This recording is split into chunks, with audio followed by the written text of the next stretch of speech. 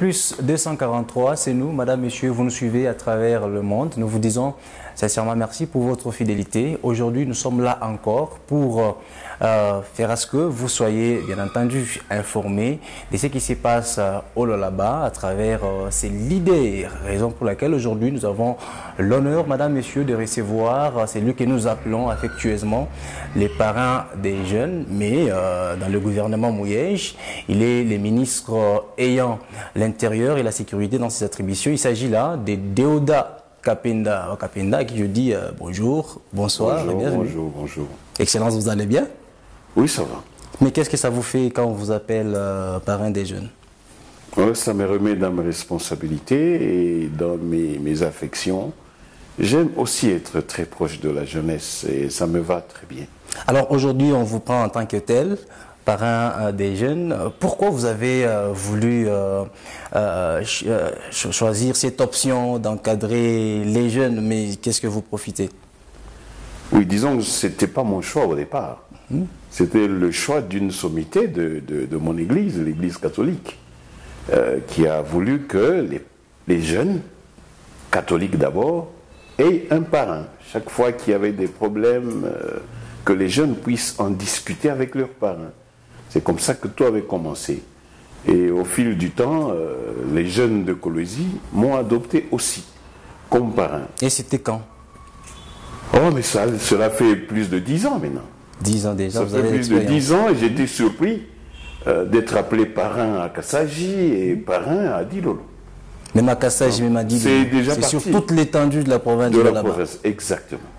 Et, mais qu'est-ce que vous faites réellement, concrètement? Qu'est-ce que vous faites dans cet encadrement des jeunes? Oui, disons que cet encadrement s'explique d'abord par le fait que je suis proche des jeunes. Le fait que je partage avec leurs souffrances, leurs misères. Des fois, j'ose même le ton lorsque je trouve que les jeunes commencent à dévier. Et je leur dis, les jeunes que moi je parraine, sont ceux-là qui combattent les antivaleurs, sont ceux-là qui n'acceptent pas d'être traînés par le nez par nous les politiciens, sont ceux-là qui regardent plus le développement de la province, le développement de ce pays. Vous êtes conscient que ce n'est pas facile? Je suis très très conscient que ce n'est pas facile, surtout que je suis moi-même professeur au Scholastica bienheureux, Saint-Jean 23. Je sens qu'il y a beaucoup d'efforts à fournir, surtout par rapport à des exercices intellectuels. La jeunesse d'aujourd'hui, et c'est une jeunesse malheureusement qui va tout droit vers une jeunesse de consommation. Ça veut dire quoi, des consommations? Consommer ce qui est réfléchi ailleurs, ce qui est produit ailleurs avec l'Internet et la télévision, la radio, mais les efforts en tant que jeune d'une province qui se veut ambitieuse, je crois que nous devons fournir beaucoup d'efforts de ce côté-là. Alors, dans vos fonctions actuelles, vous estimez, vous pensez que vous avez les soutiens des jeunes parce que vous êtes leur parrain? Oui, je ne peux pas non plus être aussi naïf. Les jeunes soutiennent lorsqu'ils trouvent leur intérêt. Ici, dans mes attributions actuelles, l'intérêt des jeunes, c'est qu'il y ait la paix. Et s'il y a la paix, les jeunes commencent à revenir petit à petit pour qu'on commence à réfléchir culture, à réfléchir création, réfléchir développement. Mais ça a commencé, vous avez dit, à la paroisse, dans l'église catholique, mais comment vous avez réussi à faire à ce que cette œuvre-là se retrouve sur toute l'étendue du territoire national avec la multitude de religions? Oui, bon, lorsque je me retrouve avec les jeunes, je ne commence pas par leur demander leur appartenance spirituelle. Nous traitons le sujet et on se sépare. Et c'est là que les jeunes catholiques ont commencé par m'inviter à leur récollection pour tenir des conférences. Je suis sorti du cercle de l'église. D'autres jeunes m'ont invité à Luilou, à Kapata, pour échanger sur des sujets divers. Et c'est là qu'ils ont vu que ce vieux a quand même un cerveau qui peut nous être utile. Voilà comment je me suis fait adopter. Et ça va. Lorsqu'il faut hausser le ton, j'hausse le ton. Lorsqu'il faut rigoler, je rigole. Lorsque je dois répondre à une invitation, peu importe l'endroit, je réponds. Voilà, madame, messieurs, vous nous suivez à travers le monde. Nous, c'est Actu plus 243. Aujourd'hui, nous vous présentons l'excellence Déoda Kapenda Wakapenda. Nous l'appelons ici au Lolaba parrain des jeunes parce que il s'est beaucoup impliqué ou s'implique déjà dans l'encadrement des jeunes ici dans la province pilote. Alors, l'excellence Déoda Kapenda Wakapenda, nous savons qu'aujourd'hui, la politique ne traite pas bien les jeunes. Dans des partis politiques, les jeunes sont là seulement pour soulever le drapeau, pour chanter pour les acteurs politiques. Bon, qu'est-ce qu'il faut faire encore pour vraiment bannir cette antivaleur? Oui, lorsque vous dites antivaleur, c'est par rapport à qui? Par rapport aux jeunes ou par rapport aux politiciens? Les politiciens, eux, ils tirent leur épingle du jeu. Ils prennent les jeunes, ils savent que du côté de la jeunesse, il y a la vigueur, du côté de la jeunesse, il y a la créativité, du côté des jeunes, il y a la force. Et bien après, lui, le politicien, il sait ce qu'il cherche. Mais les jeunes s'en rendent toujours compte après que ils ont été utilisés pour l'intérêt du politicien. Et c'est pour cela que je me dis qu'il est temps que les jeunes puissent créer un peu une distanciation avec la politique, avec les politiciens. Mais vous ne voyez pas que ça aussi c'est un danger parce que les jeunes sont appelés aussi à gérer demain. Le développement de la province, ce n'est pas d'abord la politique. Le développement de la province, ce sont les autres secteurs de la vie. L'agriculture. L'agriculture, l'élevage, les petits travaux, la menuiserie. Donc, c'est ça qui fait qu'un jeune peut partir de son statut de consommateur des efforts des parents au statut de fournisseur aussi des biens.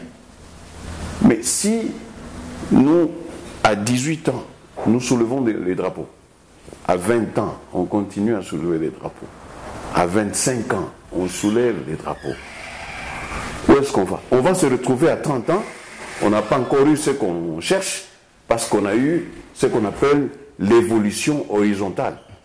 Aujourd'hui, tu es au PPRD, demain, tu es à l'UNC, après-demain, tu es à l'UDPS, et ainsi de suite, et tu reviens à la case de départ sans avoir ce que tu cherches. Toujours en train de chanter.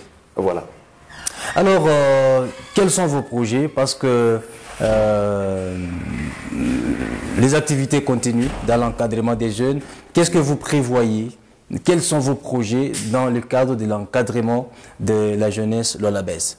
Moi, je crois qu'il faudra qu'on crée des cercles de réflexion. Peut-être par commune, pour que les jeunes commencent petit à petit à se rendre compte que le développement de ce pays, c'est aujourd'hui, c'est pas demain. Nous, les politiciens, nous disons, l'avenir appartient à la jeunesse. Mais moi, je suis de ceux-là qui disent, l'avenir de la jeunesse, c'est le présent. C'est aujourd'hui. C'est aujourd'hui, parce que si nous voulons avoir des meilleurs footballeurs, c'est aujourd'hui qu'il faut arranger les infrastructures. C'est aujourd'hui qu'il faut amener des grands coachs. Ce n'est pas demain. Si nous voulons avoir des grands boxeurs, c'est maintenant qu'il faut amener des coachs. Même si nous voulons avoir des gens qui parlent bien comme vous-même, il faut commencer aujourd'hui. C'est aujourd'hui. Il faut des cercles de lecture. Il faut aller dans les bibliothèques. Ça ne sert à rien de garder... Avec un téléphone, tu vas lire combien de livres? À lire comme ça dans les téléphones, vous voulez lire un livre, vous allez faire combien de temps? Donc c'est le moment de réveiller la curiosité scientifique chez les jeunes. Et ça commence avec les dessins animés, avec les livres de Tintin, de Spirou. C'est là qu'on réveille la faculté de lecture chez l'enfant. Quand il aura 18 ans, il ira lui-même chercher le livre. On ne va pas le chercher pour lui. Mais certaines personnes ont toujours eu cette confusion-là. Bon, j'espère que vous allez nous éclairer. Quand on parle de la jeunesse, quand on parle d'un jeune, vous faites allusion à qui? Je fais allusion à tout celui qui a l'âge adulte, l'âge de réflexion, c'est-à-dire déjà à partir de l'école, à la fin de l'école primaire. Cet enfant-là peut même tenir une conférence. Je peux vous surprendre que j'ai trouvé des jeunes gens de l'école belge de 11 ans qui expliquent la configuration solaire. Le soleil, planète ceci, planète cela, à 11 ans. Bon, cet enfant-là, qui rentre chez lui, il trouve à la télé qu'il y a les documentaires qui passent sur la planète Mars. Cet enfant saura c'est quoi la planète Mars. Parce qu'il y a ceux-là qui attendent lorsqu'ils auront 18, 19, 20 ans pour qu'ils soient appelés jeunes. Ils ont tort. Ça sera trop tard. Ça sera trop tard. On vous dit, et j'aime beaucoup ce jour-là, Messi.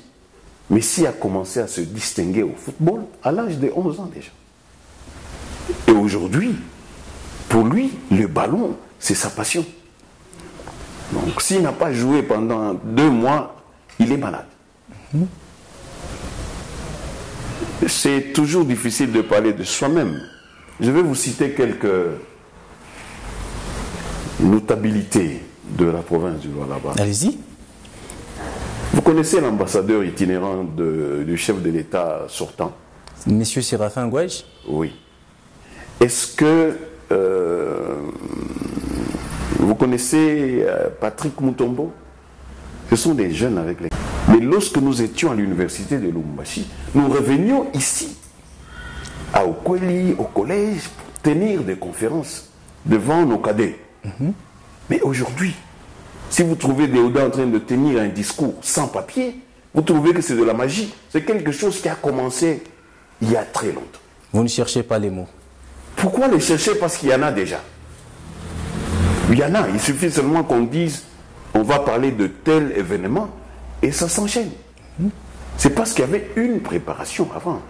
Et toutes les jeunes filles de Okweli de l'époque, les jeunes garçons du collège de l'époque savent qui est Séraphin Gouèche, qui est Déoda, et l'actuel gouverneur nous a encadrés lorsque nous fûmes encore très jeunes, vigoureux.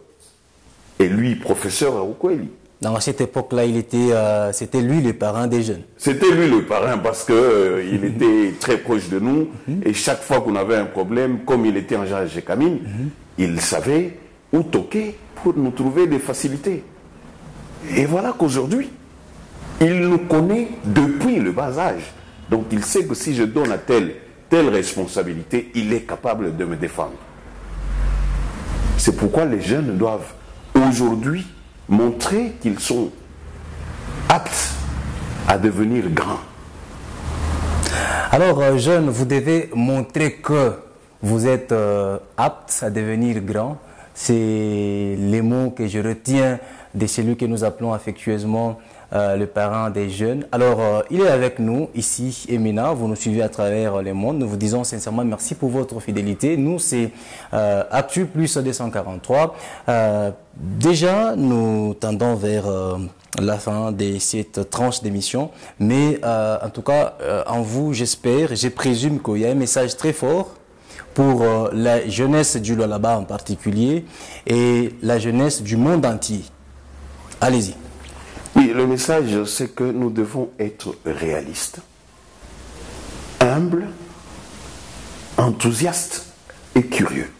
C'est trop fort. Oui. L'humilité aussi? L'humilité. Parce que lorsqu'on ne connaît pas, lorsqu'on ne reconnaît pas ses limites, on ne sait pas aller de l'avant. Lorsqu'on a la faiblesse de lire, il faut aller vers celui qui a la force de lire. Et lorsque vous vous mettez ensemble, il va vous entraîner dans la lecture. Lorsque vous n'êtes pas à mesure de produire un discours, reconnaissez-le et mettez-vous à l'entraînement. Lorsque vous regardez la télé, vous observez la scène politique, Vous devez avoir des modèles. Vous devez vous dire, moi en tout cas, je veux devenir comme celui-là. Et Dieu aidant, vous allez le devenir. Tel que vous me voyez, j'étais accro à plusieurs politiciens de l'époque de Mobutu. Entre autres, l'un de mes oncles qui était conseiller, député, ambassadeur, ministre, gouverneur. C'était un docteur en droit. Et mon oncle parlait français comme un blanc. Et moi, je m'étais dit, je me mets à la lecture pour parler comme ce monsieur. Chaque fois qu'il me donnait l'occasion de parler avec lui, j'étais accroché à sa langue. Et voilà qu'aujourd'hui, il n'est plus. Et dans la famille, je suis parmi ceux-là qui sont cités pour modèle parce que, ayant imité celui-là. Paix à son âme. Merci. Merci beaucoup, madame, messieurs. Vous nous suivez de partout au monde. Je suis Herman Moudimba Jessé.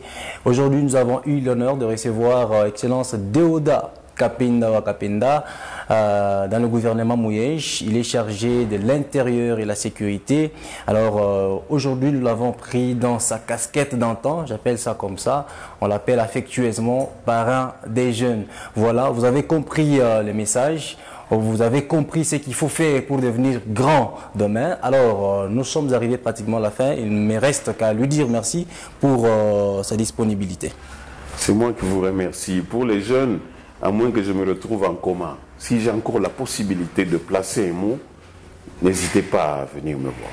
D'ailleurs, ça ne sera pas pour longtemps. Madame, messieurs, nous sommes pratiquement à la fin de ce programme. Je vous retrouve prochainement avec le même et réel plaisir. Au revoir.